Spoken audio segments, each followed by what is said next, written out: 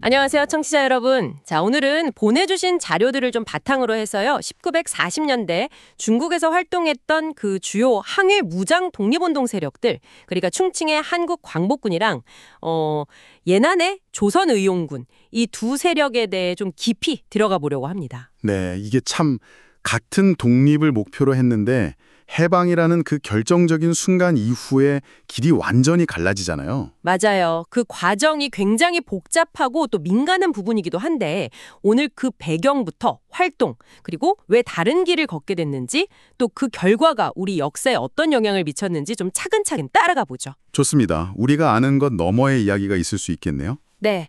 자, 그럼 먼저 1940년대 중국 상황을 보면요. 독립운동의 큰 축이 두 군데였잖아요. 하나는 장제스 국민당 정부가 있던 충칭. 네, 충칭. 그리고 또 하나는 마오쩌둥의 공산당 세력이 있던 예난. 이렇게 크게 나뉘죠. 그렇죠. 충칭에는 대한민국 임시정부가 있었고 여기서 1940년에 드디어 임시정부의 정식 군대, 바로 한국 광복군이 창설되죠. 네, 그 윤봉길 의거 이후에 장제스가 지원을 약속했던 게 큰 개경이 됐습니다. 광복군 하면 지청천 장군, 이범석 장군, 이분들이 딱 떠오르는데요. 네, 맞습니다.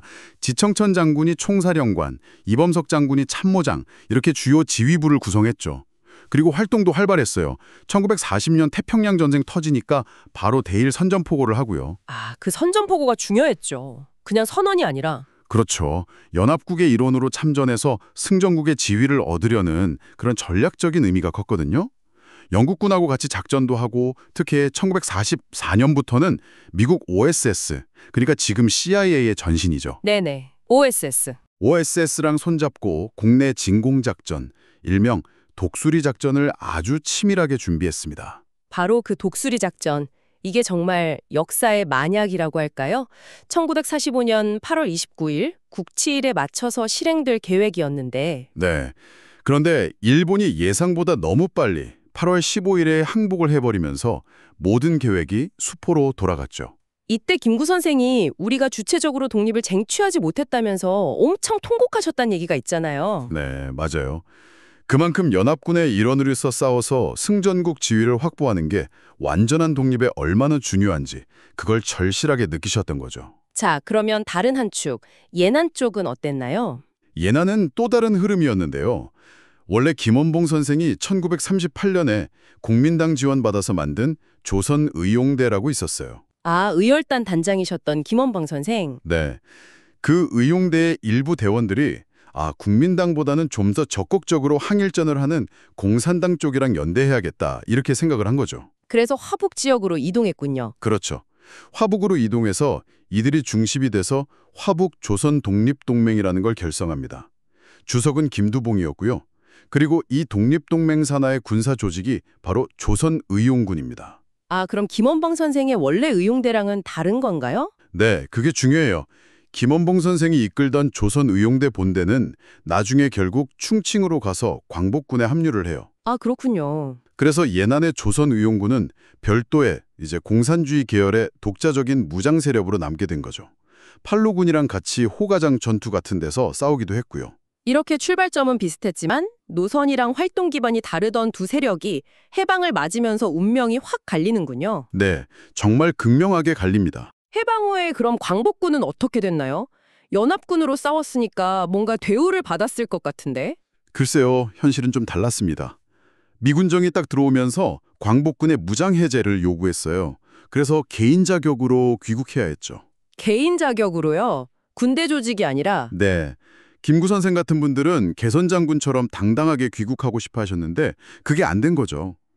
나중에 대한민국 국군 창설 과정에 광복군 출신들이 참여하긴 했지만 조직 자체가 그대로 이어진 건 아니었습니다. 아, 좀 안타까운 부분이네요.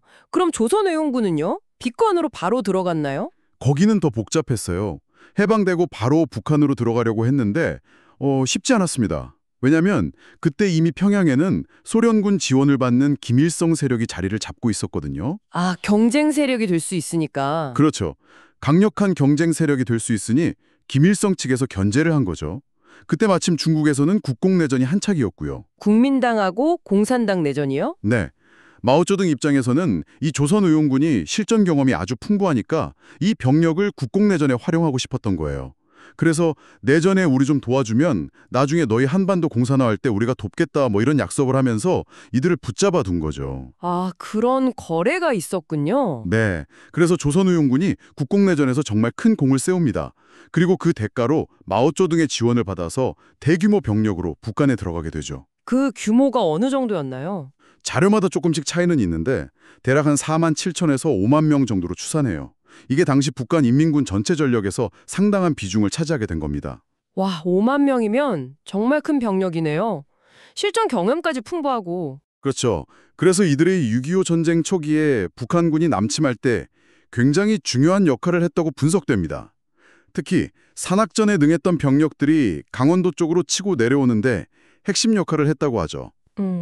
독립운동 세력이었는데 결국 6.25 때는 남침의 주력이 되었다니 참. 네, 그래서 이런 역사적 배경 때문에 조선의용군은 남한에서는 오랫동안 그 존재나 역할이 제대로 조명받기 어려웠던 측면이 있습니다. 그런데 역사의 아이러니는 여기서 끝나지 않아요. 또 있나요? 북한에서도 결국 토사구팽이라고 해랄까요? 김일성이 전쟁 후에 자기 권력을 강화하면서 이른바 연안파, 그러니까 조선의용군 출신 핵심 인물들을 대대적으로 숙청해버립니다. 아, 김두봉이나 무정 같은 사람들이요? 네, 맞습니다. 김두봉, 무정, 최창익 같은 핵심 인물들이 다 제거되거나 숙청당하면서 이 조선의용군이라는 존재는 남쪽에서도 북쪽에서도 결국 잊혀진 세력이 되어버린 그런 비운의 역사를 갖게 된 거죠. 정말 파란만장하네요. 같은 목표를 향해 싸웠는데 해방 후에 이렇게까지 다른 길을 걷고 또 남과 북 모두에게서 외면받는 역사가 되었다니. 네, 해방 공간의 그 복잡한 정치 상황, 또 강대국의 영향력, 그리고 결국 분단과 전쟁으로 이어진 우리 현대사의 기극이 이들의 운명에 그대로 투영되어 있다고 볼 수 있겠죠. 오늘 이 두 세력의 이야기를 쭉 따라와 보니까 단순히 과거사를 아는 걸 넘어서서 현재 우리가 딛고 있는 역사의 토대가 얼마나 복잡하게 얽혀 있는지 다시 한번 생각하게 됩니다. 그렇죠. 특히 외세의 영향 속에서도 어떻게든 주체적인 국가를 세우려고 했던 당시 지도자들의 열망, 또 고뇌, 그리고 어쩔 수 없었던 현실적인 한계 같은 것들을 함께 보여주는 것 같습니다. 자, 오늘 이야기를 들으시면서 청취자 여러분도 이런 질문 한번 던져보시면 어떨까 싶어요. 정말 만약에 일본의 항복이 조금만 늦어졌다면, 그래서 광복군의 국내 진공작전이 실제로 실행되었다면 어땠을까? 혹은 조선의용군이 국공내전 참전 대신 다른 선택을 했다면요? 네, 그랬다면 해방 이후 한반도의 역사는 지금 우리가 아는 것과 어떻게 달라졌을까요? 물론 정답은 없겠죠. 하지만 그 가능성을 한번 상상해 보는 것만으로도 오늘 우리의 이야기가 좀 더 깊은 성찰로 이뤄지지 않을까 생각합니다.